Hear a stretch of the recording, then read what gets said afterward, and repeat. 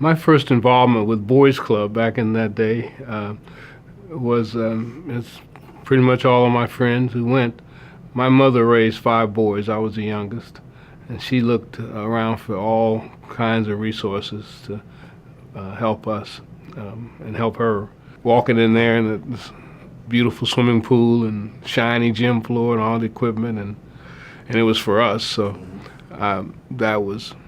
I think that made an impression upon me that when I became president of Boys and Girls Clubs of Greater Kansas City, I wanted to recreate, or at least, perpetuate, that kind of impact. And it's resulted in our facilities' growth and the quality of those facilities and the amenities we've made available for the kids. Just recently, I ran across some documents in my office, archives. My mother received a commendation from the executive at that time for her contributions to the Boys Club. I've been a youth development guy my whole life and really learned the trade early on, and then learned some of the other skills related to nonprofit work, in particular fundraising and board work, and so those have helped me tremendously. When I think about my contribution to the Boys and Girls Club movement, I guess at the end of the day, it would have to be the thousands of young people that we've impacted so positively.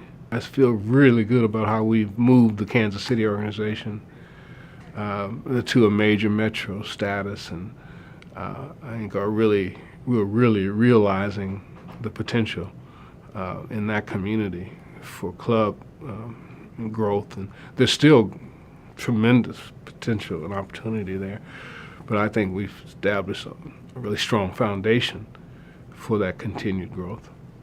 I'm a founder of the SOAP, Society of African American Professionals, and Lou Danzler, one of the greatest masters and mentors, is our founder originally. But it's about mentoring. My advice to someone just starting out in the movement would include, right off the bat, ask for help.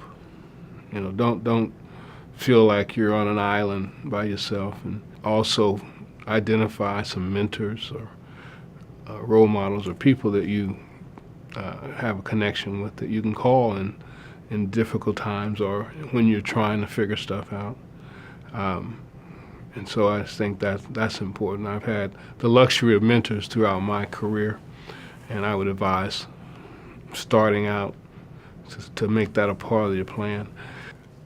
Obviously, as a professional, this many years in the organization, I'm aware of the Masters and Mentors program, and I've always felt it was a top-notch recognition and example of the work the professionals do in the organization.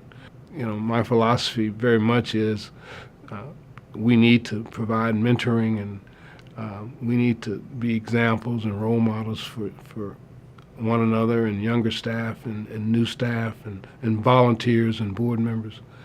I very much see it as an honor to be among the group, many of them who helped me